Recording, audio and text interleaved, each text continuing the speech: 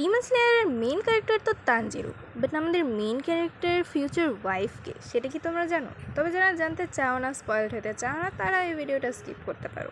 ওর future wife হলো কানাও, কিন্তু এই কানাওয়ের সাথে ওর প্রেমটা কীভাবে হয় এটা কি তোমরা জানো? হ্যাঁ, আমি জানি অনেকেই জানো, বাট যারা জানো না তারা জানতে চেয়েছো বলেই আজকের ভিডিও। মনে আছে সিজন 1-এ তানজিরো যখন কিনা কানাওকে বোঝায় যে ওর নিজের হার্টের কথা শোনা উচিত, ওর নিজের ফিলিংসের কথা শোনা উচিত। তারপর আমরা সিজন 2-তে দেখতে পাই যে কানাও প্রথমবারের মতো নিজের হার্টের কথাই শুনে, ওর মন যেটা ওকে করতে বলে ও সেটাই করে। টেনগেন যখন নাকি আওয়েকে জোর করে নিয়ে যাচ্ছিল তখন ও সেটা আটকায়, কয়েন ফ্লিপ করার না, ও নিজের থেকেই সেটা আটকায়।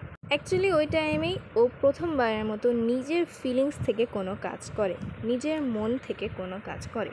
তো যে এই যে জিনিসটা নিজের মন থেকে কোনো কাজ করা, এই জিনিসটা অ্যাকচুয়ালি ও তানজিরোর কাছ থেকেই শিখে। অ্যান্ড তানজিরো যখন নাকি ডিমন হয়ে গিয়েছিল তখন ওকে হিউম্যান হওয়ার ইনজেকশনটাও কানাওই ইনজেক্ট করে। তারপর আস্তে আস্তে ফাইনাল ফাইটের পরে দুজনের জন্য ফিলিংস আরও ডেভেলপ করে, তারপরে ওরা বিয়ে করে ফেলে। পরবর্তীতে আমরা ওদের দুইজন ডিসেন্ডেন্টকেও দেখতে পাই।